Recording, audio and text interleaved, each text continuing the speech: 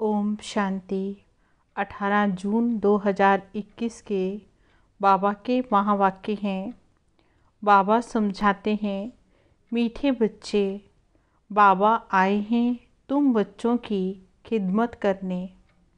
तुम भी बाप समान बन सबकी खिदमत करो। खिदमत अर्थात सेवा करो। मुरली का प्रश्न है, ब्रह्मा बाबा का कौन सा एक विचार चलता जिस पर शिव बाबा कहते वेट एंड सी, फिकर मत करो। उत्तर है, बाबा का विचार चलता समय बड़ा नाजुक होता जाता। बच्चों को अविनाशी ज्ञान रतन लेने बाप के पास आना ही है। इतने ढेर बच्चे कहाँ आकर रहेंगे, कितने मकान बनाने पड़ेंगे। शिव बाबा कहते वेट एंड सी, कल्प पहले जैसे आकर रहे थे वैसे ही रहेंगे। तुम फिक्र मत करो, तुम सिर्फ पढ़ते रहो मन मना भव। तुम्हें कर्मातीत बनने का पुरुषार्थ करना है। गीत है, तुम्हें पाके हमने जहाँ पा लिया, जमी तो जमी आसमान पा लिया। ओम शांति। बाप भी कहते बच्चे ओम शांति, और क्या कहेंगे। बच्चों को कहते बच्चे ओम शांति तत्वम। हे बच्चों, तुम भी शांत स्वरूप हो, तुम भी मास्टर पतित पावन हो, ऐसे और कोई नहीं कह सकते। कहा जाता है जैसे काग वैसे ही बच्चे। तुम बच्चे भी जानते हो जैसे बाबा वैसे हम हैं। बाप कहते हैं मैं तो ज्ञान का सागर हूँ। तुम बच्चे भी समझेंगे हम मास्टर ज्ञान सागर है, गोया हम नदियाँ ठहरे। सागर के बाल बच्चे भी तो होंगे ना। बड़ी बड़ी नदियाँ भी हैं, बड़े बड़े तालाब, बड़े बड़े सरोवर भी हैं। बाबा ने बच्चों को किनसे कंपेयर किया, नदियों से, तालाब से और सरोवर से। अब बाबा ने कहा वे तो जड़ होते हैं, तुम तो चैतन्य हैं, तुम सागर से निकले हुए हैं। कई बच्चे इन बातों को समझते नहीं, क्योंकि पढ़ी लिखे तो बच्चियां भी नहीं हैं। बाबा ने एक बार ये पूछा था, चीनी कैसे बनती है, गुड़ कैसे बनता है। तो बोला लाल गन्ने से गुड़ बनता, सफ़ेद गन्ने से चीनी बनती। बेचारी पढ़ी हुई तो है नहीं। अब तुमको कितनी बड़ी बातें बाबा समझाते हैं। पानी के सागर से तो पानी की नदियाँ ही निकलती है। मनुष्य बहुत बढ़ते जाते हैं तो पानी भी बहुत चाहिए ना। कितने कैनाल्स आदि बनाते रहते हैं। तो तुम बच्चों को उठते बैठते चलते फिरते यही ख्याल रखना है, हम इस पति दुनिया को पावन बनाते हैं। गीत में भी कहते हैं बाबा हम आपसे विश्व की बादशाही का वर्षा लेते हैं, ये हमसे कोई छीन नहीं सकेगा। 21 जन्म ये राजाई कायम रहेगी। बेखद का बाप आकर बेखद का राज्य भाग्य देते हैं। राज्य भाग्य चलाने के लायक बाबा हम बच्चों को बनाते हैं। बाबा पवित्र भी बनाते, बुलाते भी हैं, हे पतित पावन आओ। ये कोई कृष्ण को नहीं बुलाते हैं, निराकार भगवान को ही बुलाते हैं। जब कहते हे पतित पावन तो कृष्ण बुद्धि में याद नहीं आता है, परमात्मा ही याद आएगा। बाप आकर हर एक बात को समझाते हैं। अभी तुम बच्चे सम्मुख बैठे हो, ये कोई साधु संत नहीं है। तुम जानते हो निराकार शिव बाबा इस ब्रह्मा तन में प्रवेश कर हमको पढ़ाते हैं। गायन भी है, परम पिता परमात्मा ब्रह्मा तन के द्वारा आदि सनातन देवी देवता धर्म की स्थापना करते हैं। विनाश स्थापना के बाद ही हुआ है। इससे ये सिद्ध होता है कि भगवान पुरानी दुनिया में आते हैं। ब्रह्मा के द्वारा स्थापना सो भी नई दुनिया की, और शंकर के द्वारा अनेक धर्म का विनाश कराते हैं। सतयुग में एक धर्म था, अभी तो अनेक धर्म हैं। एक धर्म वाले देवी देवताओं की निशानी ये चक्र आदि है। इन लक्ष्मी नारायण को कहते हैं विश्व का मालिक। स्वर्ग का मालिक सो विश्व का मालिक हो गया। ये बातें अभी तुम बच्चों की बुद्धि में बैठी हैं। बाप कहते बच्चे मन मना भव। ये बच्चों को घड़ी घड़ी सावधानी मिलती है। बाबा को और वर्षे को याद करो, ये भूलो मत। और पॉइंट्स तो भूल जाती हैं। ये तो बाबा ने मुख्य बताई है। बाप ही पतित पावन है, ये युक्ति बताते हैं पावन होने की। बाप कहते हैं तुम सतो प्रधान थे, अब तमो प्रधान पतित बन गए हो। तुमने 84 जन्म पूरे किए हैं, अब तुमको फिर सतो प्रधान बनना है।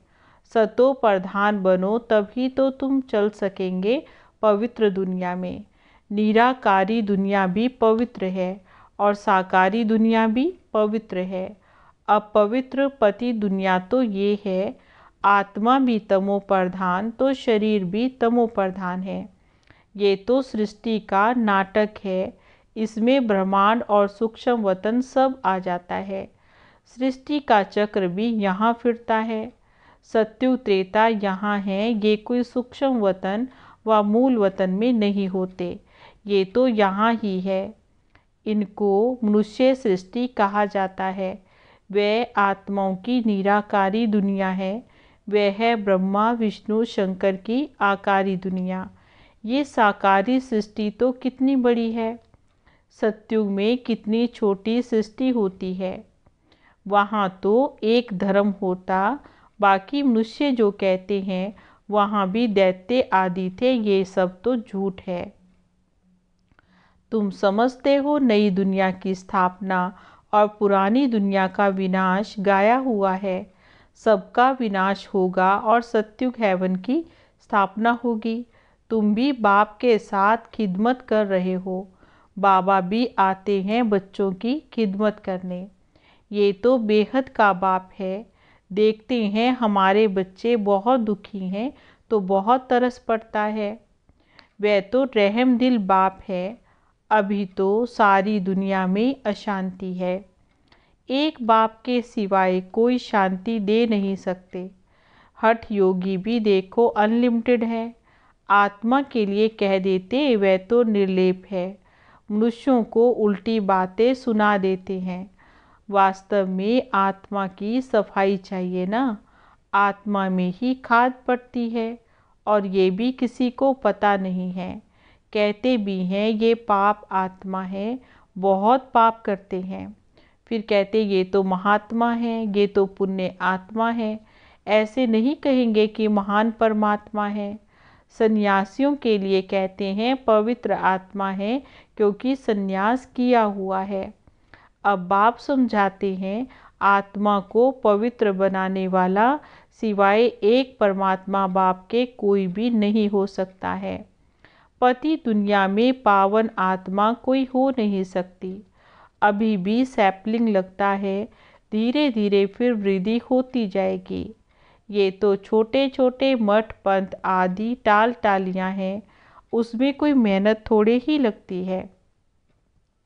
अनेक प्रकार के मंत्र देते हैं, किस्म किस्म के मंत्र देते हैं। ये भी वशीकरण मंत्र है, जिससे तुम 5 विकारों पर जीत पाते हो। राम राम का मंत्र जपते हैं, इससे तो कोई फायदा नहीं है। यहाँ तो बाप कहते मुझे याद करने से तुम्हारे पाप नाश हो जाएंगे, तुम पवित्र आत्मा बन जाएंगे। याद को योग भी कहते हैं। भारत का प्राचीन योग बहुत मशहूर है। इस योग से तुम विश्व पर जीत पाते हो। भारत का राजयोग बहुत नामी ग्रामी है, ये बाप के सिवाय और कोई सिखा नहीं सकते हैं। तुम हो ब्रह्मा कुमार ब्रह्मा कुमारियाँ, बीके तो यहाँ ही होंगे ना। प्रजापिता ब्रह्मा के बच्चे तो जरूर ब्रह्मा के साथ ही होंगे। अब ब्राह्मण कुल भी जरूर चाहिए। इसको कहा जाता है सर्वोत्तम ऊंचे से ऊंचा ब्राह्मण कुल। अभी तुम ब्राह्मण हो फिर उथल खाएंगे, ये भी बाजोली खेलते हैं। शूद्र से ब्राह्मण बनते हो, फिर देवता, फिर क्षत्रिय, फिर वैश्य, फिर शूद्र बनते हैं। तो अब बाप समझाते मीठे मीठे बच्चों, बहुत थोड़ी बात है, बाबा की याद में रहना है। क्या कह रहे हैं बाबा? बाबा की याद में रहना है। ये तो बुद्धि में है। बाबा हमको 84 जन्मों का राज समझाते हैं। 84 लाख अथवा 84 जन्मों का भी हिसाब चाहिए ना। कोई को तो पता ही नहीं है कि 84 लाख का कोई हिसाब कोई बता नहीं सकते हैं। मनुष्य 84 जन्मों का चक्र लगाते हैं। आत्माएं ऊपर से आती हैं पाठ बजाने के लिए। सत्युग से लेकर कलयुग अंत तक आती ही रहती है। हर एक अपना अपना पाठ बजाते रहते हैं। इन बातों को मनुष्य मात्र नहीं जानते, एक बाप ही जान सकते हैं। मनुष्य को कभी परम पिता गॉड फादर नहीं कहा जाता है। गॉड फादर कहने से फिर निराकार शिव की तरफ बुद्धि जाती है। जीव आत्मा का बाप तो होगा ना। आत्मा एक शरीर छोड़ती है और दूसरा लेती है। निराकार बाप का नाम तो शिव है। तुम्हारा भी एक ही नाम है, बाबा ने कहा, वो है आत्मा। फिर शरीर में भिन्न भिन्न नाम पड़ते हैं। परम पिता परमात्मा भी शरीर में आकर ज्ञान सुनाते हैं। शरीर के बगैर थोड़े ही सुनाएंगे। तो बाप भी समझाते हैं, इनका तो अपना नाम है, मेरे शरीर का तो कोई नाम नहीं है और ना ही मैं पूर्ण जन्म में आता हूँ। मैं तो इनमें प्रवेश करता हूँ। इनको भी मालूम नहीं पड़ता, कोई तिथि तारीख होती नहीं है। हाँ, मैं कल्प के अंत अर्थात रात में आता हूँ। अभी तो रात है, ये तो पतितों की दुनिया है। मैं आता हूँ पावन दुनिया अर्थात दिन बनाने के लिए। ये भी नहीं जानते थे कि बाबा ने कब प्रवेश किया। हाँ, विनाश साक्षात्कार किया, बहुत ध्यान में जाते थे। वे कोई तिथि तारीख वेला नहीं निकाल सकते। कृष्ण को भी पूजते हैं, उनका रात्रि को जन्म दिखाते हैं, किस समय कितने मिनट आदि सारा निकालते हैं। बाप कहते, मैं तो निराकार हूँ। जैसे और मनुष्य जन्म लेते हैं वैसे मेरा जन्म थोड़े ही हो सकता है। मेरा तो दिव्य अलौकिक जन्म होता है। मैं इन ब्रह्मा में प्रवेश करता हूँ और फिर चला जाता हूँ। बाबा प्रवेश करेंगे और ज्ञान सुनाएंगे, उसके बाद फिर चले जाते हैं। अब बाबा ने कहा, जैसे बैल पर कोई सारा दिन सवारी थोड़ी ही करते हैं, ऐसे ही मैं भी ब्रह्मा के तन में सारा दिन तो नहीं रह सकता हूँ। मुझे जिस समय बच्चे याद करते हैं मैं हाजिर हो जाता हूँ। बाबा आकर बच्चों से मिलते हैं, गुड मॉर्निंग करते हैं। जैसे मनुष्य एक दो में मिलते हैं, राम राम व नमस्ते कहते हैं। ये तो रूहानी बेहद का बाप समझाते, मैं तुम सब बच्चों का बाप हूँ। तो शिव बाबा की संतान तुम सब आत्माएं भाई भाई हो। ये भी खुशी का पारा चढ़ा रहना चाहिए। बेहद का बाप आया हुआ है, हमको बेहद का वर्षा दे रहा है। बच्चों को देखकर बाप को भी बड़ी खुशी होती है। ढेर बच्चे हैं, बच्चे जानते हैं हमको बाबा स्वर्ग का मालिक बना रहे हैं। बाबा हम बच्चों को राजाई भी देते हैं। प्रजा भी तो कहेगी हमारा राज्य है। जैसे भारतवासी कहते, ये हमारा भारत देश है। राजा प्रजा दोनों ही कहते, हमारा देश है। तुम बच्चे नरकवासी हो, फिर स्वर्गवासी बनेंगे। बाबा को और वर्षे को याद करना है और कोई तकलीफ बाबा नहीं देते हैं। रहना भी है तो गृहस्थ व्यवहार में, यहाँ आकर थोड़े ही रहेंगे। सब यहाँ भागकर आए तो इतने सबको बाबा कहाँ रखेंगे। इतने सब ढेर बच्चे एक ही बार कैसे इकट्ठे हो सकते हैं। सब सेंटर्स के बच्चे एक ही बार इकट्ठे कैसे मिलेंगे, कहाँ ठहर सकेंगे, ये तो बहुत मुश्किल है। दिन प्रतिदिन बच्चे वृद्धि को पाते रहेंगे, इसकी भी कुछ युक्ति तो रचनी पड़ेगी। ये सब आसपास वाले मकान लेने पड़ेंगे। बाबा मधुबन की बात कर रहे हैं। मकान वालों से पूछेंगे कितना मांगते हैं, समय पर तो लेना पड़ेगा ना। पैसे की तो कोई बात नहीं है, समय बड़ा नाजुक होता जाता है।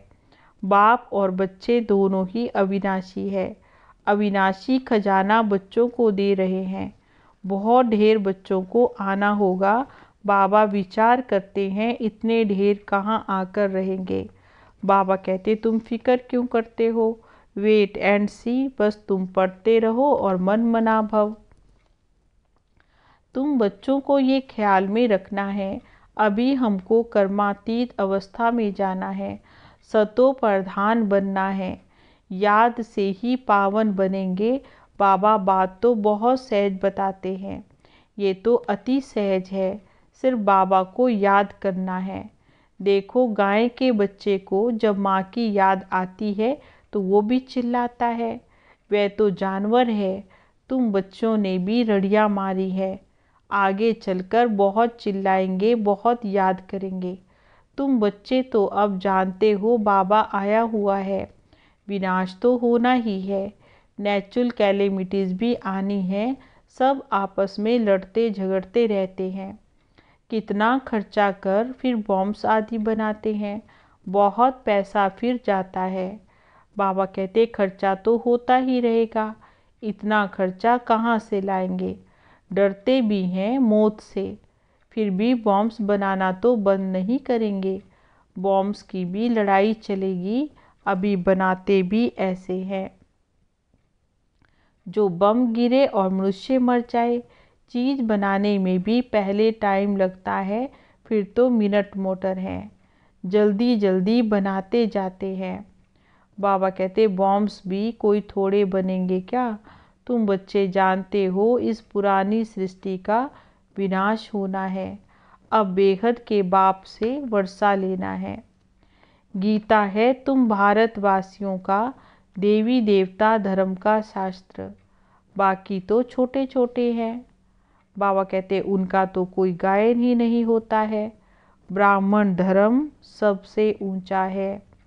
बाबा ने कहा ब्राह्मणों का काम है कथा सुनाना, तुम कह सकते हो हम ब्रह्मा कुमार ब्रह्मा कुमारियाँ हैं, ब्रह्मा के बच्चे, हमको दादे का वर्षा मिल रहा है। अच्छा मीठे मीठे सिकी लदे बच्चों प्रति माता पिता बाप दादा का याद प्यार और गुड मॉर्निंग। रूहानी बाप की रूहानी बच्चों को नमस्ते। हम रूहानी बच्चों की रूहानी बाबा को नमस्ते नमस्ते नमस्ते जी, गुड मॉर्निंग बाबा। धारणा के लिए मुख्य सार है, पहली पॉइंट है ड्रामा के हर राज को जानते हुए किसी भी बात की फिक्र नहीं करनी है, पढ़ाई पढ़ते रहना है, मन मनाभव होकर कर्मातीत बनने का ख्याल रखना है, स्वयं को सतो प्रधान बनाना है। हम आत्माएं शिव बाबा की संतान आपस में भाई भाई हैं, शिव बाबा से हम वर्षा ले रहे हैं, इस खुशी में रहना है। आज का वरदान है हर शिक्षा को स्वरूप में लाकर सबूत देने वाले सपूत व साक्षात्कार मूर्त भव। हर शिक्षा को स्वरूप में लाकर सबूत देने वाले सपूत व साक्षात्कार मूर्त भव। जो बच्चे शिक्षाओं को सिर्फ शिक्षा की रीति से नहीं शिक्षा की रीति से बुद्धि में नहीं रखते हैं, लेकिन उन्हें स्वरूप में लाते हैं। ऐसे तो बाबा बहुत ज्ञान सुनाते हैं, लेकिन बाबा ने कहा उन जो पॉइंट्स हैं उसको केवल बुद्धि तक नहीं रखना है, केवल क्या करना है उसको अपनी प्रैक्टिकल लाइफ में लेकर के आना है। वे ज्ञान स्वरूप प्रेम स्वरूप आनंद स्वरूप स्थिति में स्थित रहते हैं। जो हर पॉइंट को स्वरूप में लाएंगे वही पॉइंट रूप में स्थित हो सकेंगे। पॉइंट का मनन अथवा वर्णन करना तो सहज है, लेकिन स्वरूप बनकर अन्य आत्माओं को भी स्वरूप का अनुभव कराना, ये है सबूत देना, अर्थात सपूत व साक्षात्कार मूर्त बनना। क्या है? यही है सबूत देना अर्थात स्फूर्त व साक्षात्कार मूर्त बनना। और स्लोगन है, एकाग्रता की शक्ति को बढ़ाओ तो मन बुद्धि का भटकना बंद हो जाएगा। एकाग्रता की शक्ति को बढ़ाएंगे तो क्या हो जाएगा? मन बुद्धि का भटकना बंद हो जाएगा। ओम शांति।